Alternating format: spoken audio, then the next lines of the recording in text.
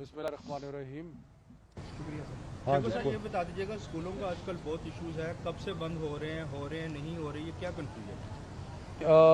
सोमवार वाले दिन सुबह 11 बजे बैनुल सूबाई वज़राए तालीम के साथ हमारी एक मीटिंग है, जिसमें हम सारे मुल्क में इस चीज़ का जायज़ा लेंगे। अभी फौरी तौर पे तो कोई फ़ैसला ऐसा नहीं हुआ, लेकिन हो सकता है कि कुछ छुट्टियां जो सर्दियों की हैं उनको बढ़ा दिया जाए। और लेकिन हम हालात का जायज़ा लेंगे। बच्चों की सेहत के कोई रिस्क नहीं लिया जा सकता, लेकिन साथ साथ ये भी जहन में रखना है कि बच्चों की तालीम जो है उसको वो एक हमारा अवली एक फरीज़ा है।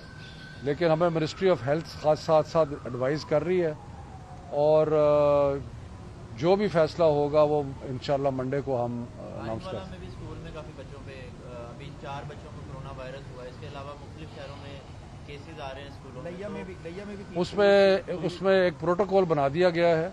जिस स्कूल में 2 से ज़्यादा केसेस आते हैं वो स्कूल बंद कर दिया जाता है। और हमारी पॉलिसी ये है कि बजाय इसके कि अगर अटक में कोई वाक़या हुआ तो राजनपुर के स्कूल को बंद ना करें। जहाँ जहाँ प्रॉब्लम है उसको आगे बढ़ के उसका बंद करें या जो भी एक्शन लेना है।